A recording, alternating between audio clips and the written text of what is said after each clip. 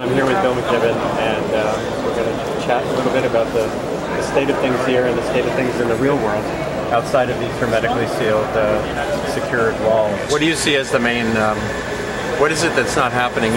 You and I both have met a lot of the sociology types who study how humans respond to problems, and at the same time there is disinformation. And there is our habit of ignoring these looming things, like the financial bubble. Yeah, there's all of that. And it's possible that we're just not cut out to deal with this and things.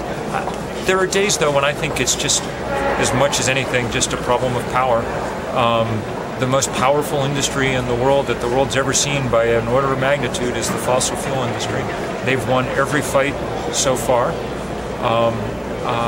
And we've somehow got to acquire some power as we're going to build a movement instead of just talking all the time. So, that's what we've been trying to do at 350 as a kind of proof of concept. It's not too bad because with no money and no big organization and things, we've pulled off some pretty large scale, what foreign policy called the largest global demonstration there's ever been. We're making some progress, but it's not fast enough either. We've got to turn it up another notch or two. Now, you and I have discoursed publicly about 350. The idea of building a movement like that and connecting all these people in so many different countries, to me, is great. I did criticize the movement for not articulating more clearly how to get there. Well, I don't know. Do you think of this? Is that an issue or not? We work in. We work in 188 countries across. The way we get there, every place is different. There are different strategies and different. But the basic bottom line is we've got to have a global agreement that we're going to get off carbon-based fuels. But does it have to be this? The tradition of this whole process, since we both have been reporting on this thing, is as sort of a legal instrument. And there's just, personally, I just don't see. Clearly, it's not happening yet. I continue to think that the reason it's not happening more than anything else is just we don't have enough power to force change. But it's possible that it's just, if we can't do it on this scale, then we're not going to do it. That's what the science of the last 10 years, and it's always the science that drives your strategy and your thinking about this. The science is very clear. The window is narrower than we thought. The task is larger than we thought. We're not going to do it. Picking around the edges, starting here, thinking 50 years out, whatever. We've got, it's as if you had a conference, before the onset of World War II.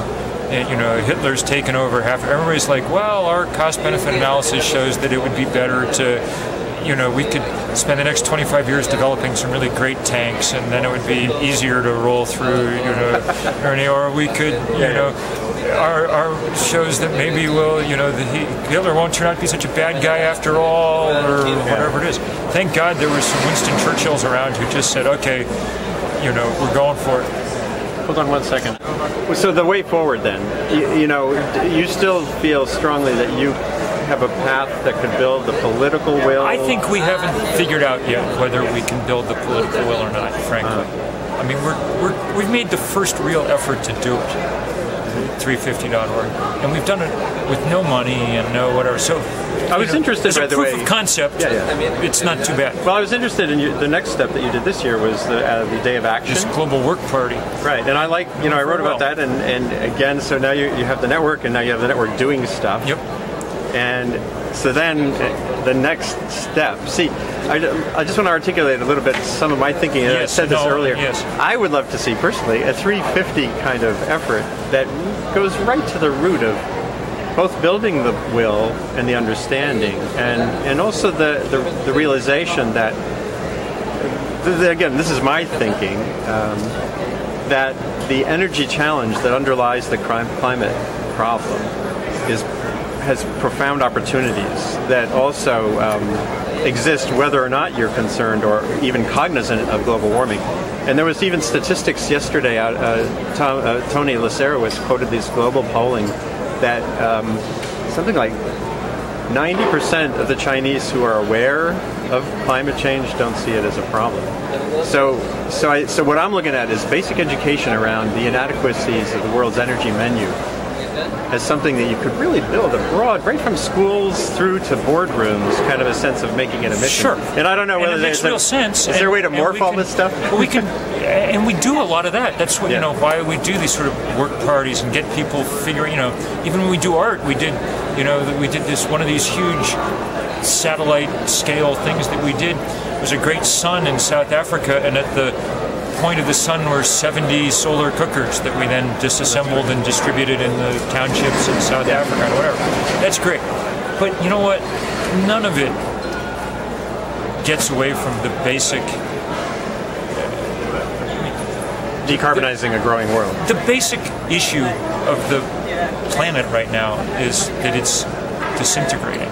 That's even more basic than the fact that we have to keep developing and people need energy and all that. There's no way that anyone's going to develop anything, including, energy or anything else, if their whole freaking country is washing away or whatever's going on. Look at Pakistan this summer, okay? They're not working on energy development in Pakistan now. They're trying somehow to, rebuild the bridges they had, If we can't get some kind of handle on this soon, then all the rest of it's just talk, because the only thing anyone's going to be doing is responding to emergencies around the clock. So that, by the way, that kicks a lot of the responsibility for the energy quest back on us, meaning the developed countries. And of course, one of the, if you think about these conferences, one of the ongoing themes of them, I'm afraid, and I hate to say this as an American, but one of the ongoing themes of them has been the complete failure of the American political system to deal with any of these issues. Time and again, the same things happened. The U.S. has shown a little leg, teased a little bit to everybody else. Water down the Kyoto Accords so we can sign on. Everybody waters them down. The U.S. doesn't sign on. Give us a do-nothing or as little as possible Copenhagen Accord, and we'll get the Senate to. You have to do it because otherwise the Senate won't pass anything. Well, the Senate doesn't pass anything anyway. This year the theme seems to be abandon the Kyoto Accord entirely, or else you won't get any aid from us to do anything.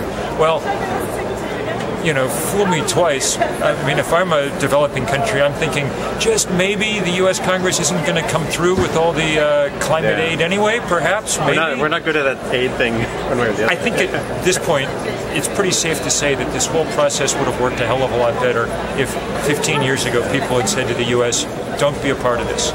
The rest of the world's going to do our best to solve this. We won't be perfect, but at least we won't be dealing with your absolute dysfunction at all times. So what's your overall take on where to go from here? I know your book, Earth with an extra A, had a pretty dark sense to it. But not. There's no happy ending where we prevent climate change anymore. Now the question is, is it going to be a miserable century or an impossible one?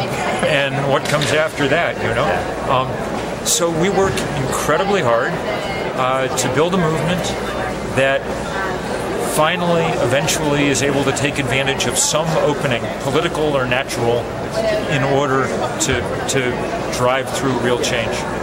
And God knows if we can do it. But we will definitely keep trying, because there are millions of people around the world who are. And here's what's interesting. The most interesting thing about the pictures and everything from 350 is everybody in them almost is poor, black, brown, Asian, young. That's what the world is, and that's what this movement is.